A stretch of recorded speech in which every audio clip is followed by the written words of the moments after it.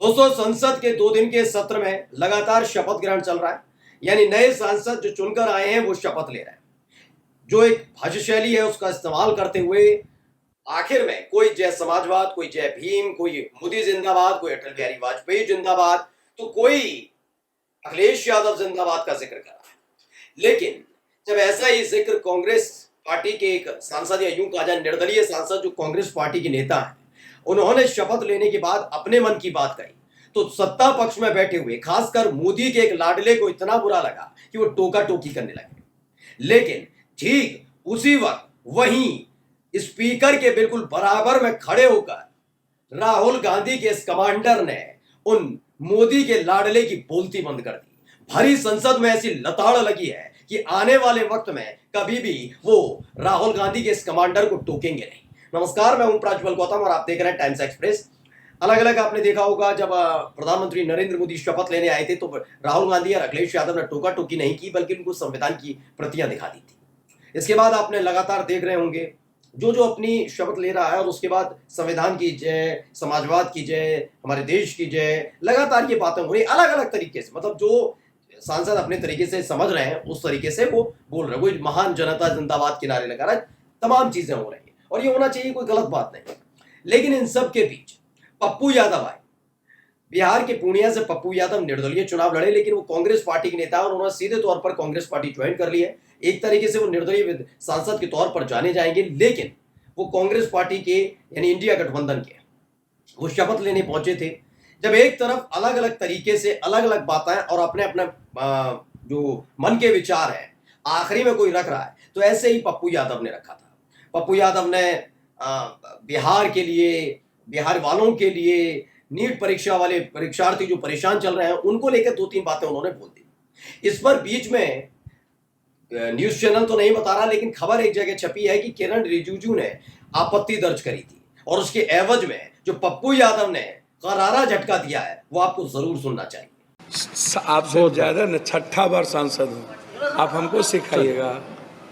और आप कृपा पर जीते हैं, मैं अकेला लड़ता हूँ। For the time I am the Indian for the time independent MP for the time.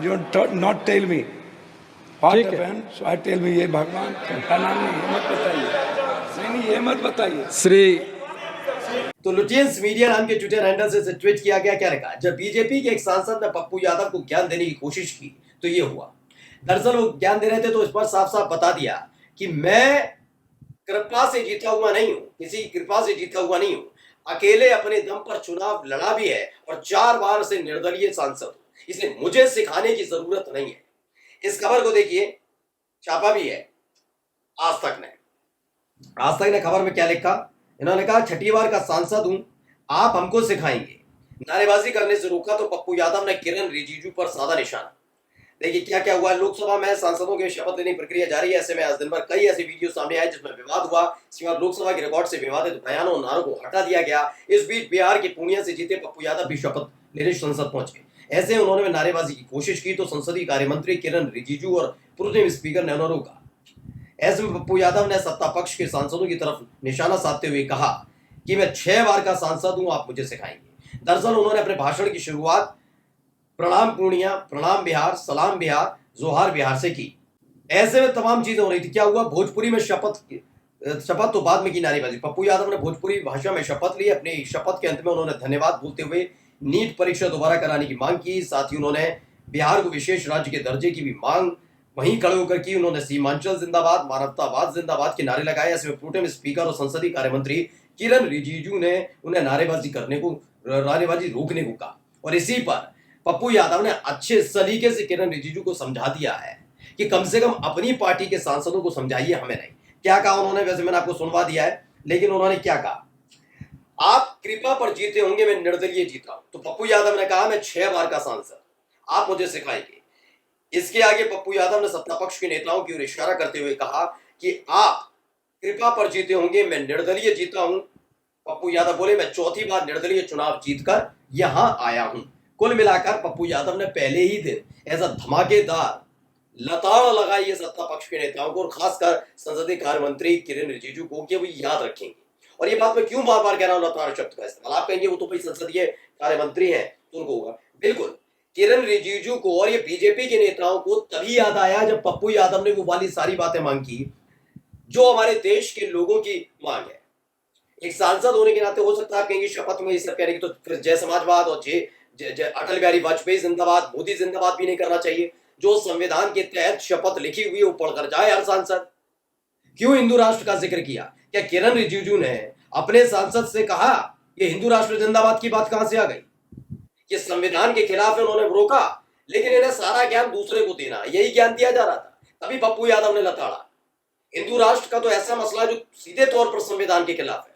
Pappu Yadav ने तो अपनी शपथ के दौरान जैसे तमाम ये न्यूज चैनल नारेबाजी कह रहे हैं, ये तमाम चीजें जो है पप्पू यादव ने तो वो बात कही है जो इस देश का युवा कह रहा है, परीक्षा को लेकर कह रहा है, इन तमाम चीजों को लेकर कह रहा है जिस पर मोदी सरकार ने मुंह फेर रखा है अपनी नाकामी पर। लेकिन किरण रिजिजू को पप्पू यादव के इस बयान पर संसदीय कार्य मंत्री होने का भान हो गया, उन्हें एहसास हुआ मैं संसदीय कार्य मंत्री हो रहे, प्रणाली समझानी होगी, परंपरा समझानी होगी।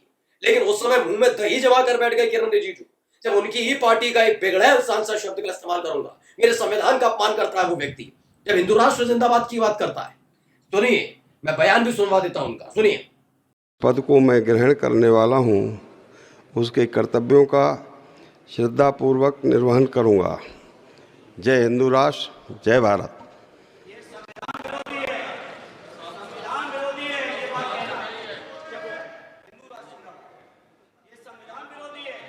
तो ये है छत्रपाल सिंह गंगवार, ये बीजेपी से यानी बरेली से बीजेपी के सांसद हैं। हंसराज मीना ने भी ट्वीट किया, बरेली के बीजेपी सांसद छत्रपाल सिंह गंगवार ने संसद में शपथ लेते हुए जय हिंदू राष्ट्र बोलकर भारत के लोकतंत्र और संविधान को अपमानित करने के साथ विखंडित करने का आपराधिक कृत्य किया है। मैं इस कृत्य की कड़े शब्दों में निंदा करता हूं और इन पर वैधानिक कार्रवाई की मांग करता हूं। हंसराज मीणा कह रहे हैं। अब मैं बस यही जानना चाहता हूं, ये हिंदू राष्ट्र वाला ये सुनाई दिया था किरण रिजिजू को? सुनाई दिया था या कान में रुई डालकर बैठे थे, या सुन लिया था उसके बाद मुंह में मट्ठा पड़ा हुआ था तो बोल नहीं पाए होंगे? प्रोटेम स्पीकर क्या कर रहे थे उस समय? उन्होंने हिंदू राष्ट्र वाले इस नारे पर क्यों आपत्ति दर्ज नहीं कराई? मैं कह रहा हूं ना, ये अपने स्पीकर इसलिए चाहते हैं कि इनके सांसद कुछ भी खुलकर कारनामे करें, उनके खिलाफ कुछ ना हो। याद कीजिएगा, पिछले ही साल दिसंबर में जब चल रही थी संसद सत्र, तब बीजेपी सांसद के कहने पर उसके पास पर दो लड़के घुसते हैं, हंगामा करते हैं, स्प्रे करते हैं। लेकिन बताइए, क्या उस आदमी को सस्पेंड किया गया, उस सांसद को जिसके पास पर घुसे थे? क्योंकि ओम बिरला जो बीजेपी के एक सांसद के तौर पर काम करते रहे, नेता के तौर पर, स्पीकर के तौर पर नहीं, सांसद के तौर पर काम किया। बीजेपी का हित देखा उन्होंने, संसदीय कार्य प्रणाली का हित नहीं देखा उन्होंने। और यही वजह है कि अब जरूरत है के सुरेश जैसे नेताओं का जीतना स्पीकर बनकर आना, क्योंकि ओम बिरला ने पिछली बार सारी संसदीय प्रणालियों की धज्जियां उड़ाने का काम किया। अब देखिए, न प्रोटेम स्पीकर को फर्क है, न संसदीय कार्य मंत्री को फर्क है। क्या बोल रहे हैं बरेली के सांसद जो बीजेपी के, जय हिंदू राष्ट्र, इस पर कोई आपत्ति नहीं होगी किसी को। देखिए, इस बार एबीपी न्यूज ने भी खबर छापी, बीजेपी सांसद छत्रपाल गंगवार ने शपथ के बाद कहा जय हिंदू राष्ट्र, संसद में मचा हंगामा। बस यही मैं बस जानना चाहता हूं, क्या जब आपका सांसद इस तरह की शब्दावली का इस्तेमाल करे तो गलत? कौन सा उन्होंने असंसदीय भाषा का इस्तेमाल कर दिया था पप्पू यादव ने? लेकिन मैंने कहा ना, किसी को कहने की जरूरत नहीं है, पप्पू यादव ने सलीके से कान मरोड़ दिए। नमस्कार।